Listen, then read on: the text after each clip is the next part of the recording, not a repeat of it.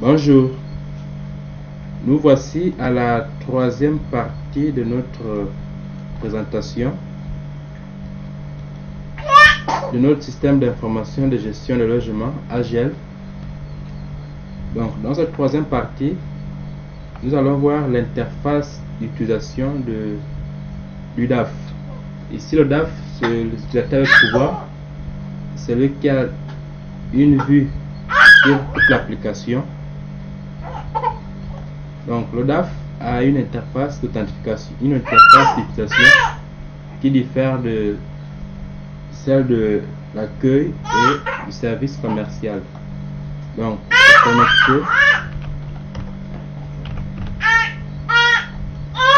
pour se connecter, c'est le password de login et nous avons l'interface d'utilisation. Donc ici, le DAF, comme nous disons que le DAF c'est la somme de l'interface de service accueil et le service commercial. Donc, ils ont le formulaire de demande de logement. Ils peuvent consulter la liste des clients. Ils peuvent connaître la catégorie de logement, ce formulaire, le type de logement, gestion de parcelles, gestion de logement, donc, les attributions de logement, terrain viabilisé également. Et peuvent consulter les statistiques que nous avons créées, que nous avons alimentées par le service accueil et le service commercial. Ils peuvent voir le suivi du tableau de bord des appartements et le taux d'occupation. Ils peuvent également voir le tableau de bord. Donc, le DAF peut consulter les appartements libres. Le DAF peut consulter les appartements occupés. Donc, les appartements occupés.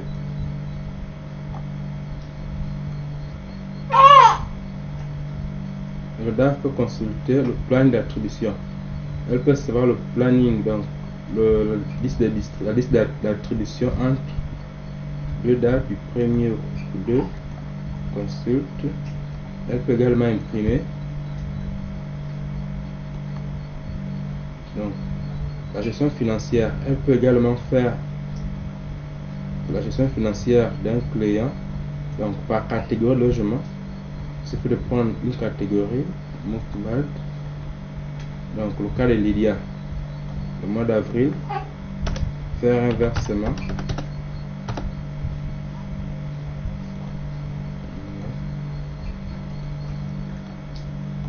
Suivi financier par locataire. Et le système incrémente.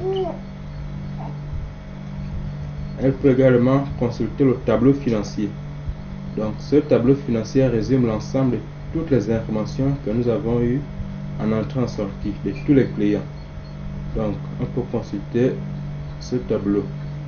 Donc à la page next, page suivante, elle peut revenir.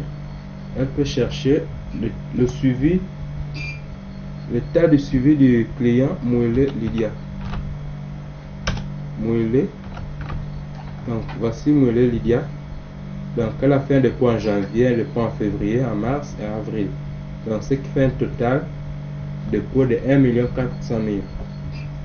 Il reste à payer 2 800 000 sur le montant annuel que nous avons fixé. Ici, le DAF peut également faire des statistiques, savoir le nombre d'agents par direction. Donc, dans cette application, nous avons inclus un module qui consiste à gérer les ressources humaines de votre agence. Il est possible d'avoir une idée concernant le nombre d'agents par direction. Admettons la direction administrative et financière, nous avons 2 agents. On peut imprimer la liste de 2 agents. Et dans ce tableau, nous avons la gestion du personnel. Nous pouvons créer les directions. On donne le nom d'une direction. On donne le nom de la direction. On crée une direction. On peut créer le service. Quand on crée un service, on rattache un service à une direction. Le libellé du service, l'application et la direction. Nous pouvons créer toutes les fonctions de des employés. Et la fiche du personnel, matricule, nom de l'employé, le prénom, la direction. Donc quand on prend un service, admettons service qualité, le système nous affiche automatiquement la direction.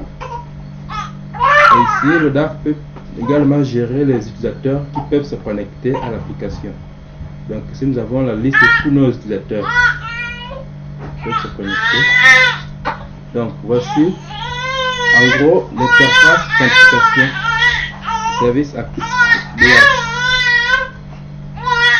Merci pour cette partie. Comme on disait, n'hésitez pas à vous contacter si vous avez des questions. Merci.